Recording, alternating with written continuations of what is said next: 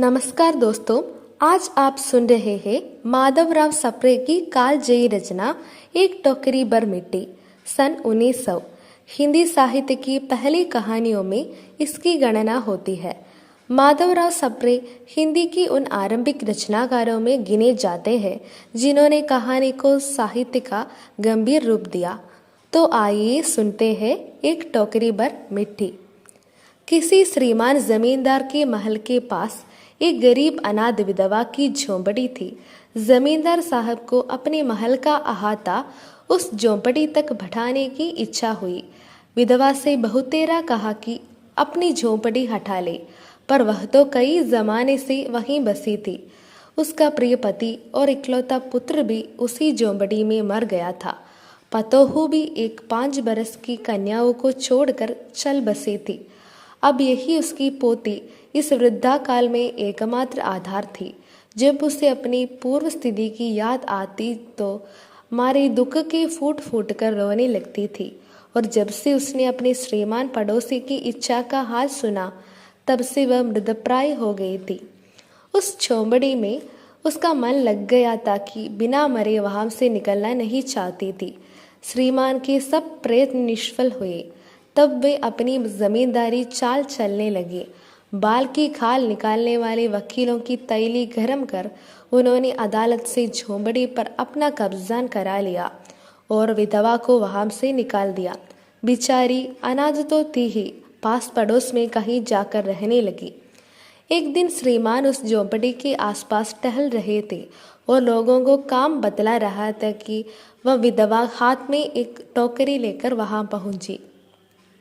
श्रीमान ने उसको देखते ही अपने नौकरों से कहा कि इसे यहाँ से हटा दो, पर वह गिड़गिड़ाकर बोली, महाराज, अब तो ये झोंपड़ी तुम्हारी ही हो गई है, मैं उसे लेने नहीं आई हूँ। महाराज, क्षमा करे तो एक विनती है। जमींदार साहब के सिर हिलाने पर उसने कहा, जब से ये झोंपड़ी छूटी है तब से मेरी पोती ने खाना पीना छोड़ दिया है। मैंने बहुत कुछ समझाया, पर वह एक नहीं मानती। यही कहा करती है कि अपने घर चल, वही रोटी खाऊंगी। अब मैंने ये सोचा कि इस झोंपड़ी में से एक टोकरी भर मिट्टी लेकर उसी का चूल्हा बनाकर रोटी पकाऊंगी। इससे भरोसा है कि वह रोटी खाने लगेगी। महाराज, कृपा करके आज्ञा दीजिए तो इस टोकरी में मिट्टी ले आऊं। श्रीमान ने आज्ञा दे दी। विधवा झोंपड़ी के भीतर गई। वहां जाते ही उसे पुरानी बातों का स्मरण हुआ और उसकी आंखों से आंसू की धारा बहने लगी। अपने आंतरिक दुख को किसी तरह संभाल कर उसने अपनी टोकरी मिट्टी से भर ले और हाथ से उड़ाकर बाहर ले आई। फिर हाथ जोड़कर श्रीमान से प्रार्थना करने लगी, महाराज, कृपा करके इस टोकरी को जरा हाथ लगाइए, जिससे कि मैं उसे अपने सिर पर धर लूं।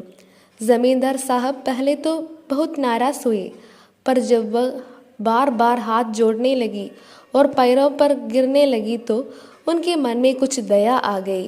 किसी नौकर से न कहकर आप ही स्वयं टोकरी उठाने आगे बढ़े। ज्यों ही टोकरी को हाथ लगाकर ऊपर उठाने लगी, त्यों ही देखा कि वह काम उनकी शक्ति के बाहर है। फिर तो उन्होंने अपनी सब ताकत लगाकर टोकरी को उठाना चाहा, पर जिस स्थान पर टोकरी रखी थी वहां से वह एक हाथ भी ऊंची न हुई। वह लज्जित होकर कहने लगे, नहीं, ये टोकरी हमसे न उठाई जाएगी। यह सुनकर विधवा ने कहा, महाराज, नाराज न हो, आपसे एक टोकरी भर मिट्टी नहीं उड़ाई जाती, और इस झोंपड़ी में तो हजारों टोकरियां मिट्टी पड़ी है। उसका भार आप जन्म भर क्यों कर उठा सकेंगे? आप ही इस बात पर विचार कीजिए। जमींदार साहब धन मद से गर्वित हो अपना कर्तव्य भूल गए थे, पर विधवा के उपयुक्त वचन सुनते ही उनकी आंखें खुल गई।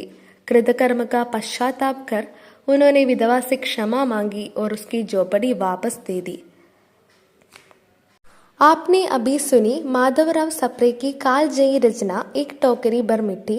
यह कहानी हमें सिखाती है कि धन और शक्ति से बड़ा होता है करुणा और मानवता का भाव।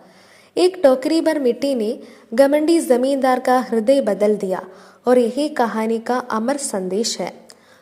अगर आपको ये ऑडियो बुक पसंद आई तो इसे लाइक करें, अपने दोस्तों के साथ शेयर करें।